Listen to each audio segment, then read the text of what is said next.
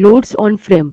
Obvious सी बात है, frame है तो उस पे हम लोग बॉडी वगैरह रखेंगे, पैसेंजर वगैरह, तो बॉडी का कुछ लोड्स होगा, पैसेंजर का लोड्स होगा।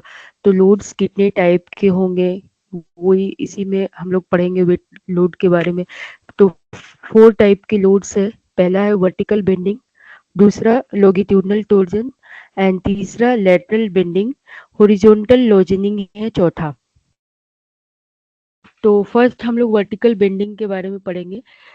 If a chassis frame is supported at its end such as by the wheel axis and the weight equivalent excels and the weight equivalent to the vehicle equipment, passenger and luggage is concerned across the middle of its wheel base, the side member will be subjected to vertical bending, making them sag in the center region.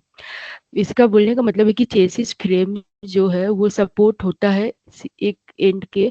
तो इसमें क्या होता है कि इसका जो wait है उसका व्हीकल इक्विपमेंट और पैसेंजर और लगेज के वेट के बराबर बीच में, ये जो मिडिल है ना, मिडिल, ये जो फिगर है, फिगर नीचे में, ये मिडिल बीच में लोड हम लोग डालते हैं।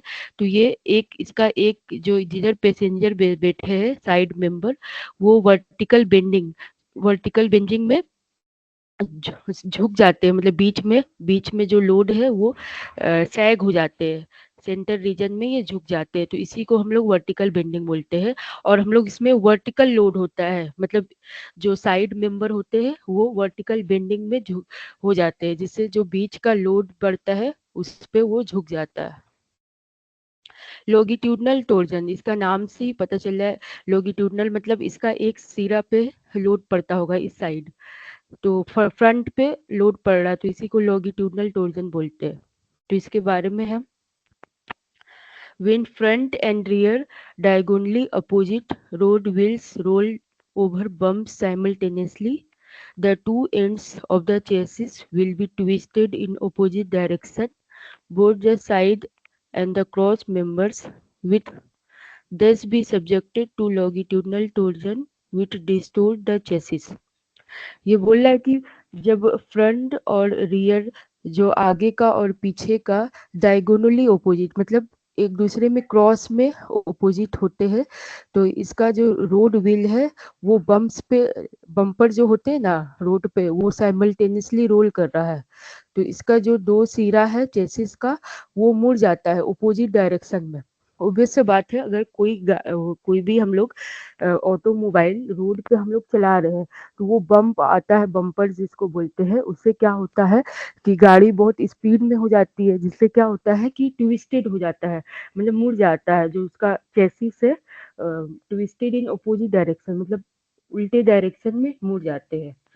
तो both the side and cross member, जिसमें क्या होता है कि साइड में जो बैठे हैं और एक दूसरे के क्रॉस मेंबर बैठे हैं, वो लॉन्गिट्यूडिनल टॉर्जन के डायरेक्शन में एलिग्न हो जाते हैं, एक साइड हो जाते हैं, जिससे क्या होता है कि चेसिस टेढ़ा हो जाता है, चेसिस जो है उसकी बनावट में मेढ़ा हो जाता है। इस वजह से यहाँ पे लोड लग रहा है, लॉन्गिट्यूडिनल लोड है।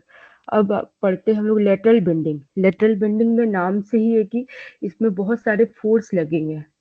तो under certain conditions the chassis में B exposed to lateral side force, possibly due to chamber of the road, side wind, centrifugal force, as when it turning a corner or collision with some object. तो इसमें क्या हो रहा है कि कुछ condition में चेसिस जो है वो लेटरल फोर्स एक्सपोज कर सकता है।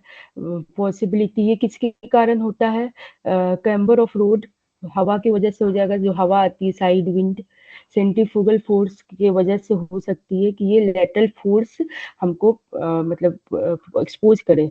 तो इस वजह से क्या होता है, अगर हम जो ऑटोमोबाइल है मेरा टर्निंग कर रहे हैं, तो कुछ ऑब्जेक्ट से ये टकरा जाता है, इसी वजह से, किस वजह से, वही लेटरल फोर्स की वजह से टकरा जाता है। तो ये एक the addition reaction of the load will oppose this lateral forces. तो यहाँ पे एक एडिशन रिएक्शन काम करता है जो रोड व्हील टायर को लेटरल फोर्स से अपोज कर देता है, मतलब खत्म कर देता है। तो with the net result the chassis side member will be subjected to a bending moment. क्या होता है कि जो चेसिस साइड के में बैठे लोग मेंबर्स होते हैं वो बेंडिंग मोमेंट में आ जाते हैं, मतलब झुक जाते हैं। तो इससे जो क्या होता है, द बो of chassis in the direction of the force, इससे क्या होता है कि जो चेसिस का बो है वो फोर्स के डायरेक्शन में आ जाता है। तो ये भी लेटरल बेंडिंग भी थोड़ा सा डेंजरस ही है। इसमें भी मतलब जो हम लोग का ऑटोमोबाइल है उसको हम लोग टर्निंग वर्निंग करते हैं तो वही टकराता उकराता है, वही फोर्स वगैरह से, लेटरल फोर्स से। तो मतलब ये भी ठीक नहीं है। मतलब हॉरिजेंटल लोजेनिंग, इसके बारे में भी हम लोग पढ़ते हैं। ये फिगर है हॉरिजेंटल लोजेनिंग का। इसमें ऑब्स्टेकल रिएक्शन लग रहा है, डायरेक्शन ऑफ मोशन है, ड्राइविंग रोड ट्रैक्शन है। A chassis frame driven forward and backward will continuously be exposed to wheel impact with road obstacles such as potholes, road joint, surface bumps, and curbs, while other wheels will be providing the propeller thrust. Under such condition, the rectangular chassis will distort to a parallelogram shape. This is known as logening. तो ये वही बताया है कि लोजेनिंग क्या है।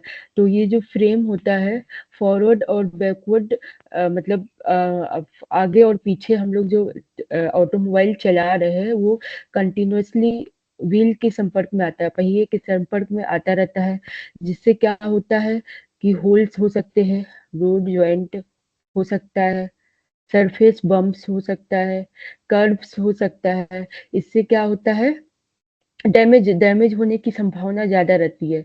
तो और अदर जो अदर व्हील्स है वो प्रोपेलर थ्रस्ट दिया जाता है, मगर इसमें नहीं है, तो इस वजह से ये डैमेज होने की संभावना ज़्यादा है। तो इस कंडीशन में क्या होता है कि रेक्टेंगुलर जो चेसिस है, जो जो आयताकार नुमा जो बना है चेसिस, वो क्या होता है कि वो चेंज हो जाता है समांतर चतुर्भुज के शेप में। तो इसी को हम लोग लॉजिनिंग बोलते हैं।